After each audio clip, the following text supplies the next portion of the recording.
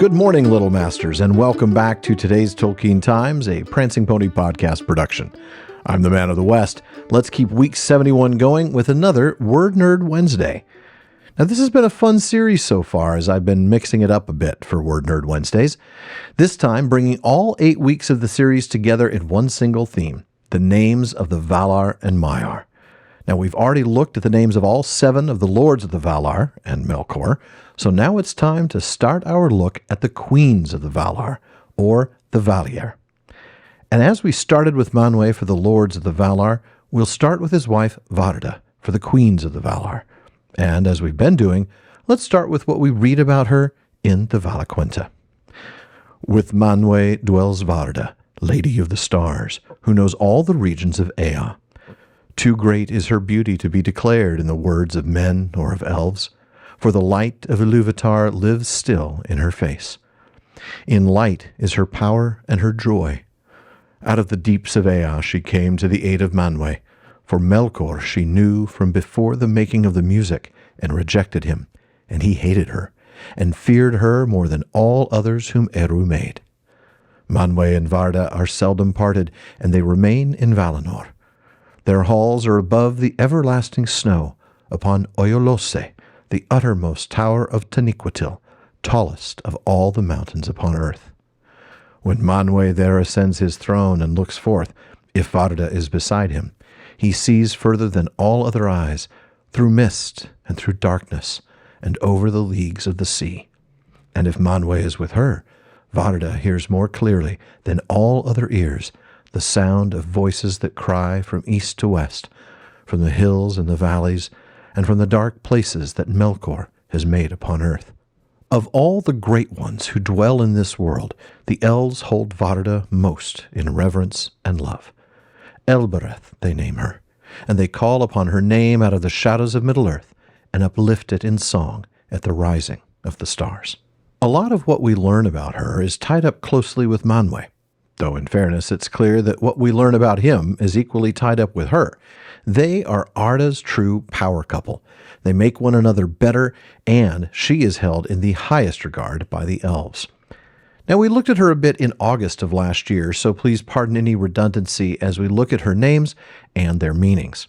And for this, we're going to go to a source that we've looked at a few times now, The Road Goes Ever On. That's the book that Tolkien published in 1967 with composer Donald Swann, setting 6 of his poems to music. Tolkien explains about her name in his own notes and translations on the hymn A Elbereth Gilthoniel. He writes, Elbereth was the usual name in Sindarin of the Vala, called in Quenya Varda, the Exalted. It is more or less the equivalent of Quenya Elantari, Star Queen, but Bereth actually meant spouse, and was used of one who is queen as spouse of a king. Then he goes on to tell us about another of her names, or titles, really, Fanuilos. In the song in this chapter, it is rendered Snow White, but Tolkien says that this is very inadequate. Fana is an elvish element with primary meaning veil. The Sindarin form Fan was usually applied to clouds, floating as veils over the blue sky or the sun or moon, or resting on hills. And in a footnote, he gives the example of the word Fanuithal, cloudy head, one of the 3 peaks over Moria. But Tolkien still has more for us, saying, in Quenya, however, the simple word Fana acquired a special sense.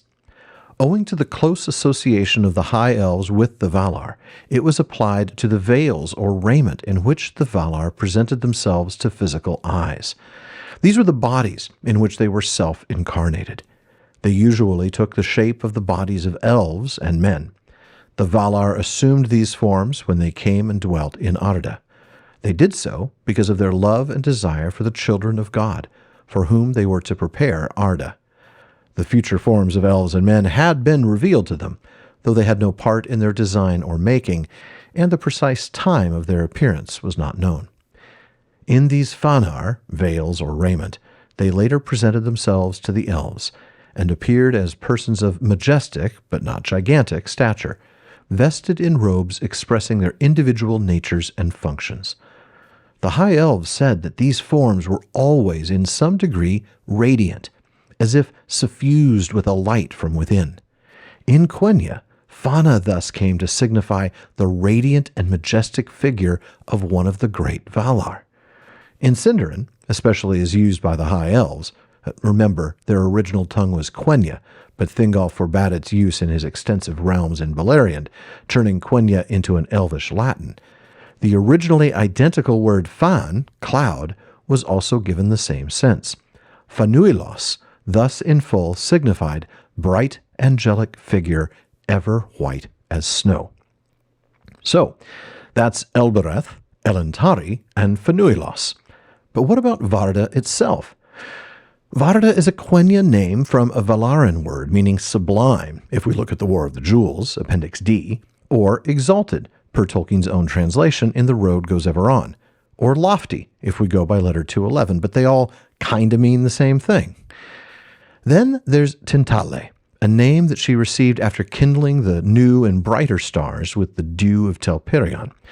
That name means star kindler, or she that causes sparkling, kindles lights. That becomes Gilthoniel in Sindarin.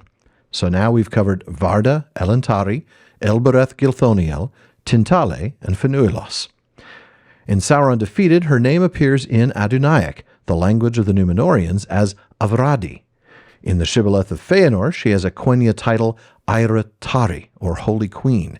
And in the Lays of Beleriand, she is named Hir Anun, a Sindarin title meaning Lady of the West. And that's it for Varda, leaving us just a tiny bit of time for Yavanna. And here is what we read in the Valaquenta about her. The spouse of Aule is Yavanna, the giver of fruits. She is the lover of all things that grow in the earth, and all their countless forms she holds in her mind, from the trees like towers in forests long ago, to the moss upon stones, or the small and secret things in the mold.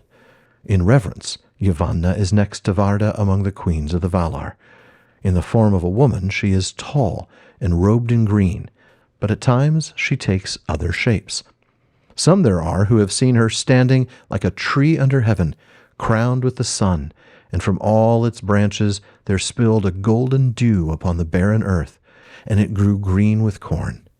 But the roots of the tree were in the waters of Ulmo, and the winds of Manwe spoke in its leaves. Kementari, queen of the earth, she is surnamed in the Eldarin tongue.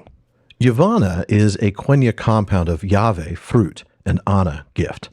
Now, we only see that Yahweh in one other place. Yahweh is the Quenya name for the season of autumn, as we find out in Appendix D, the calendars. But that Anna element is more recognizable, perhaps. Anatar, Lord of Gifts, and Andor, which is short for Anna and Endore, the land of gift, another name for Númenor. Kementari is a Quenya compound of Kemen, earth, and Tari, queen. And yes, that means that Kemen, the punchable son of Pharazôn on Amazon's The Rings of Power show, actually has a name with meaning, earth. Now, way back in the first Lost Tales, Yavanna Kementari's surname was Pelurian, glossed as Wide World. Later, it was glossed as Bosom of the Earth, or Lady of the Wide Earth, before being changed to Kementari, Queen of the Earth, in the Silmarillion revisions. And what's neat about that is it also partially restored one of her oldest names. For once, she was simply Kemi, Earth Lady, Mother Earth. And folks, that is it for today's Word Nerd Wednesday. Come back next week as we wander the wide, wild, wonderful world of words weekly on Wednesdays. And if there is a word that you want to know more about, please let me know by emailing barliman@theprancingponypodcast.com. Please visit patreon.com/TolkienTimes to learn how you can support the show, get an ad-free feed, a monthly hangout with me, a bonus weekly episode, and a lot more. And then join me again tomorrow on today's Tolkien Times for Third Age Thursday. Podcast listeners, not a thing is changing for you, but I still hope that you'll check out the YouTube channel if for no other reason than to check out PPP Plays. Now, it did take me some time for me to get it squared away, but last week I finally changed this channel's handle to @PrancingPonyPod. And that's because my team and I are combining all of the PPP content into one channel on YouTube.